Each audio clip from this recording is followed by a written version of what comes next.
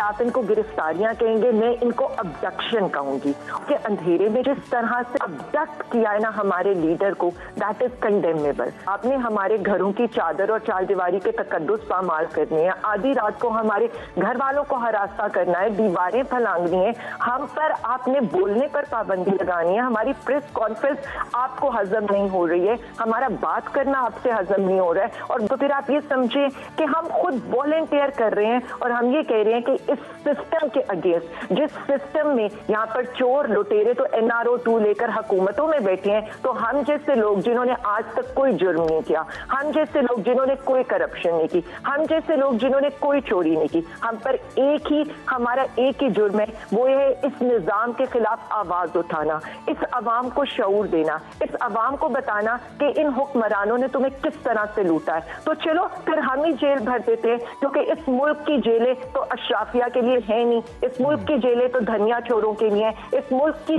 जेलें तो बकरी चोरों के लिए। तो चले पे तहरीक इंसाफ एक नया आगाज डालती है, एक ऐसी तहरीक का कि यहाँ पर सबको पता चल जाए कि तहरीक होती क्या है और जेलों में जाना किनको चाहिए। ये अवाम की जंग है और हम हर वो हरबा आजमाएंगे जिससे हम इस मुल्क को इन चोरों लुटेरों से, जिन लोगों ने हमारे लोगों के साथ हमारे अवाम पे जुल्म किया है, उनके खिलाफ हम जहां तक जा सकेंगे हम जाएंगे। ये जेल भरना तो बहुत छोटी सी अच्छा, हुकूमत ना बेसिकली ना अहल तो है ही, लेकिन उसके साथ ना इनको डफर भी जरूर कहना चाहिए कि इनकी फाशिज्म का आप इससे अंदाजा कर लें कि ये हमारी हर तहरीक को खुद ही कामयाब बना देते हैं। चैम्बर्स को कहा गया अगर ताजिर बरादरी आएगी उनके लाइसेंस कैंसिल करेंगे, यूनिवर्सिटीज वालों को कहा गया अगर तालिब इल्म आएंगे तो उनके साल को जाया करेंगे और उनको कैरेक्टर सर्टिफिकेट नहीं देंगे।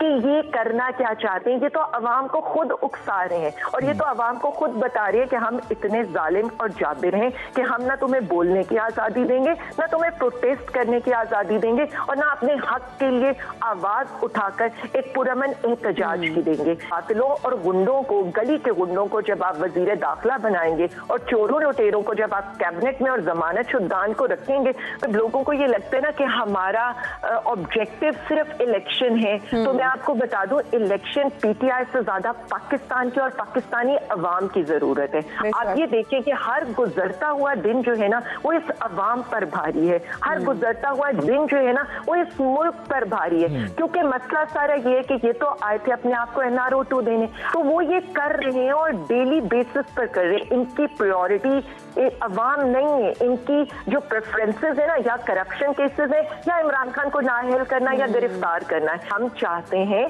कि इस मुल्क में माशी इस्तेहकाम आए और माशी इस्तेहकाम सियासी इस्तेहकाम के बगैर मुमकिन नहीं है। और ये हुकूमत, जिस तरह मैंने आपको बताया ना कि इनके वजीर आजम का ये तजर्बा तो था ही कि वो नालियां गलियां, वो CDA के चेयरमैन तो बन रहे हैं, एक काउंसलर लेवल का काम तो कर लें, बट एक वजीर आजम के लिए विजन भी होना चाहिए, कैपेबिलिटी भी होनी चाहिए। वो दोनों इस हुकूमत में, इस हुकूमत के जितने भी वज़रा हैं उसमें नापैद हैं। तो हम अपनी कोशिश जारी रखेंगे। जो 9 अप्रैल से एक जहाद हमने शुरू किया है, हम इसको कंटिन्यू रखेंगे। अवाम के लिए और पाकिस्तानी अवाम के लिए, जिस शख्स ने इस मुल्क का ख्वाब देखा था ना, अलामा इकबाल, उनका आज पोता गिरफ्तारी देने जा रहे हैं अवाम के लिए।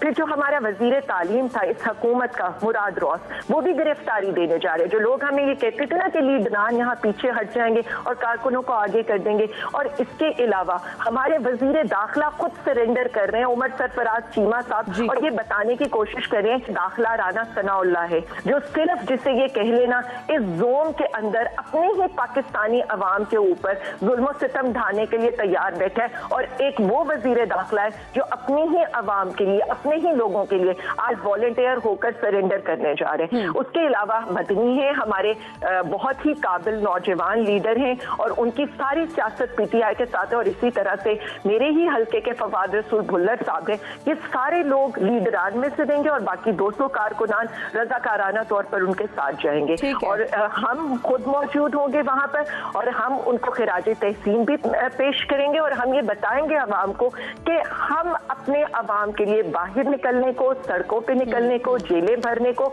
हर हद तक जाने को तैयार है। माइंड सेट है इमरान खान साहब का, जो 25 मई को एक कदम पीछे हट जाते हैं और ये कहते हैं कि मैं अवाम और रियासत को आमने सामने नहीं कर सकता। एक तरफ इमरान खान साहब हैं जो आपने देखा है कि हमारी सारी तहरीक में ना कोई गमला टूटा और जितना तशद्दुद वक्त भी हुआ वो हम पर हुआ।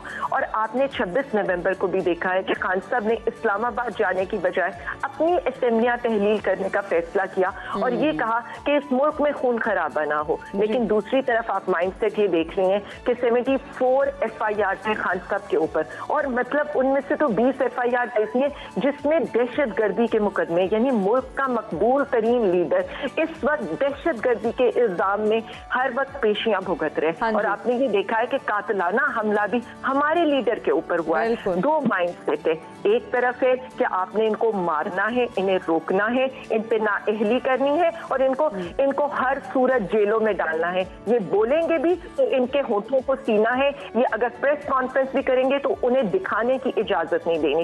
इस वक्त मुल्क जो है ना अपनी फाशिस्ट हुकूमत के वर्स्ट दौर से गुजर रहा है कि इंसानी हकूक पामाल हो गए। अरशद शरीफ साहब को आज उनकी बर्थडे है, मैं उनको खिराजे तहसीन पेश करना।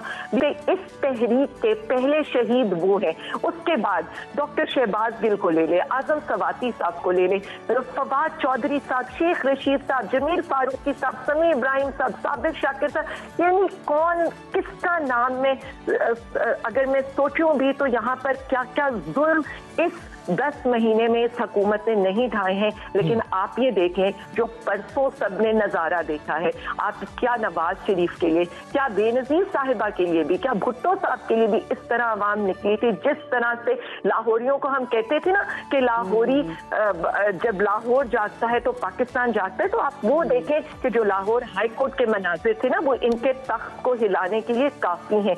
इसीलिए तो ये इलेक्शन से भाग रहे। तो लाहौर अपने लीडर के लिए निकला है और इनको ये देखना चाहिए कि आप जुल्म सितम करके, जबर करके इन चीजों को नहीं रोक सकते। एक हल है, इलेक्शन में जाएं, बैठे हमारे साथ, इलेक्शन की डेट को फाइनल करें, जो पार्टी आती है उसे हुकूमत करने दें और मुल्क में इस्तेहकाम आने दें। क्या आइन और कानून की हिफाजत करना या रूल ऑफ लॉ की जंग लड़ना सदर साहब का, चेयरमैन इमरान खान साहब का या PTI का काम है? ये जो जितना एक वावेला हो रहा है कि जी आइन की बालादस्ती की बात करें, तो जो 90 रोज में इलेक्शन कराना आइन ही कहता है, उससे इनहराफ क्यों किया जा रहा है? हमें तो ये कहा गया था कि हम पर तो आर्टिकल 6 लगना चाहिए, तो किस किस पर यहाँ पर आर्टिकल 6 लगेगा? क्या वजीर आला पर लगेगा, निगरान वजीर आला पर, उसकी कैबिनेट पर लगेगा, चीफ इलेक्शन कमिश्नर पर लगेगा या सेक्रेटरीज पर लगेगा? किसके ऊपर लगेगा? मुझे ये बता दें, जब 90 दिन से 91 दिन होंगे तो आइन का सही इनहराफ तो उस दिन शुरू होगा। सदर साहब ने अपनी एक आईनी जिम्मेदारी निभाई है, PTI ने अपनी एक आईनी जिम्मेदारी निभाई है। हमने लाहौर हाई कोर्ट से फैसला लिया, लेकिन चीफ इलेक्शन कमिश्नर अभी तक पिंग पोंग कर रहे हैं और कभी इसके दर, कभी उसके दर, कभी जी गवर्नर फैसला करेंगे, कभी वफाकी हुकूमत पैसे नहीं दे रही।